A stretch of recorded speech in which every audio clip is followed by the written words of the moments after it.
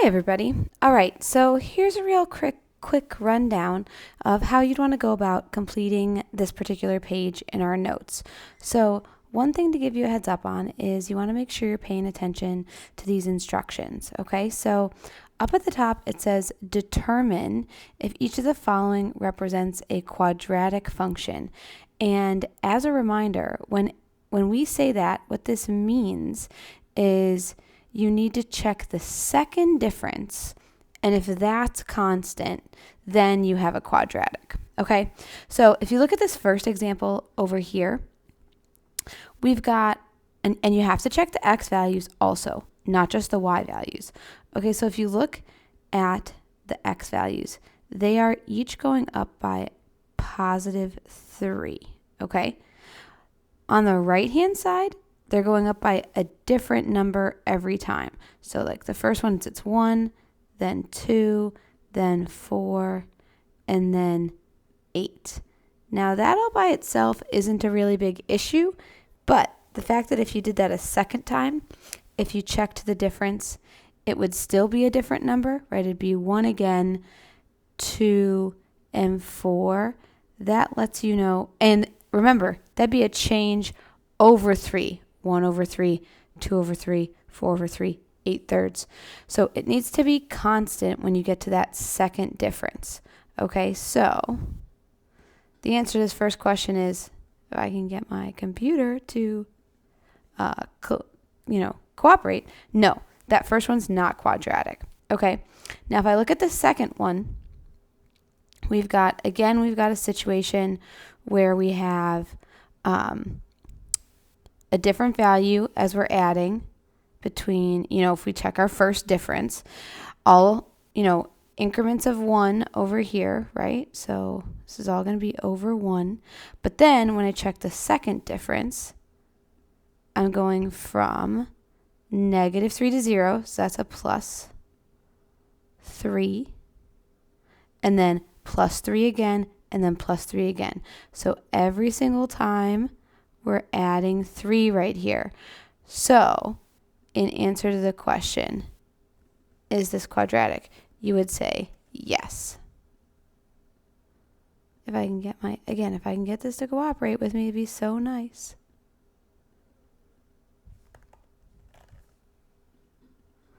All right, I'm just gonna write the letter Y. I hope you guys can get that means yes. All right, okay, and then this last one, notice that we're going up by 2 every time. So we've got this like +2 pattern over here, and then on the right-hand side, we're going up by 3, up by 4, up by 5, and then up by 6. But that second difference on this one would be 1. So if you should test that one out and double check it, but this one, number 3, should also be quadratic when you check that second difference that I'm talking about. Okay, now the slightly more challenging thing is trying to use that second difference to determine, kind of work backwards. Okay, so if I take a look at this problem right here, we're being told it's quadratic.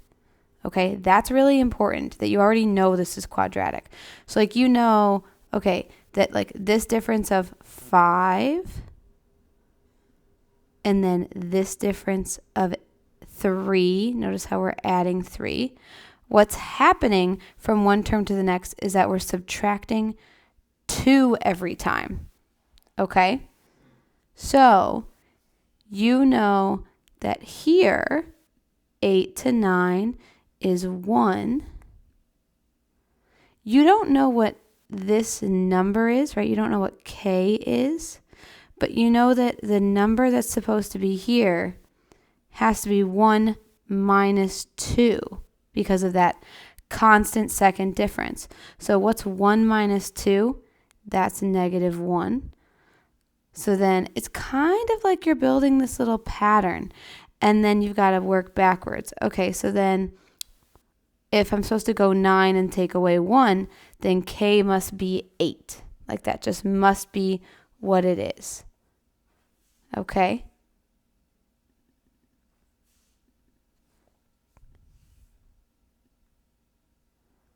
K is 8 for that first example, okay? And then same idea over here in each of these other ones, 5 and 6, okay? You're going to use that second difference to kind of work your way backwards. So here, I'll do one more over here. Ooh, sorry, didn't mean to zoom out quite so much, guys.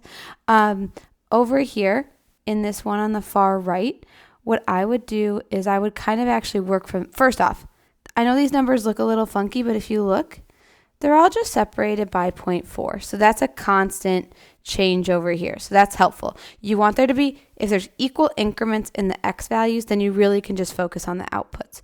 Okay, so I'm going to work backwards. So this is an increase of 2 here, an increase of 4, and then like I don't know and I don't know, right?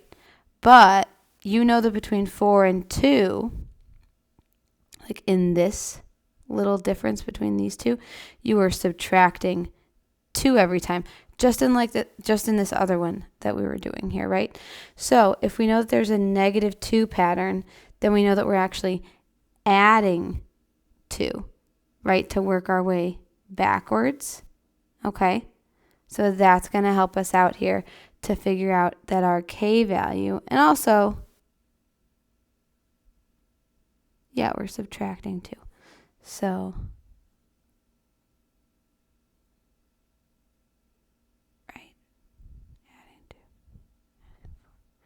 Yeah, 4 minus 2 is 2. So when we work backwards, we know we're going to have 6 right here. Okay, and so then that means you have to go from -2, from 4 to 6, we're going to add 2. And then, so then it's got to be 8 over there. I kind of ran out of room. Sorry, that's why I was taking a moment to think about it. I was like, wait, my numbers are getting all, mixed up. But either way, -2 plus 8 or 12 minus 6 to get me to my k value means that k in this particular situation equals 6. Okay? And if you're like, wait, Mrs. Fry, I'm still a little bit confused. So let me run through that one more time. -2, add 8, or 12, take away this 6. That looks kind of out of place, right? To work your way backwards will get you that k value, okay? Because you're supposed to be, as you move down this line, the difference is supposed to be -2 every time. All right, one more scenario, and then I think you guys should be good to go. So notice we've got this pattern, again, 0, 2, 4. And so let's see if we can continue that pattern a little bit.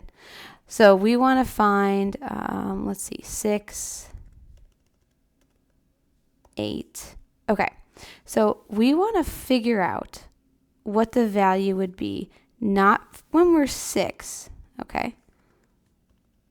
Not that one. But what would happen if we were f of 8, g of 8, I should say. Okay, we want to figure out what this value is over here all the way at the end. So in order to do that, we have to once again use our pattern. So I can see that from here to here, we're adding 4. All right, and then from here to here, we're adding 1. So interestingly enough, we are going down, right? Because we're decreasing how much we're adding. So we're subtracting 3. That must be our constant second difference. So then from here to here, if I am supposed to subtract 3, that means this should actually be -2 here, right? The distance from 1 to -2. So that's going to give me the number -2 when I'm at 6. And so then I need to subtract 3 again as my second difference. So that means I need to be at -5, as in 5 less than the previous number, which means -7. So C is going to be the answer to that question. All right, guys, I hope that really helps out. The key thing, again, is just this idea. You got to go to the second difference and use that pattern when you're dealing with something quadratic. And that should make sense because quadratics are things that are x squared.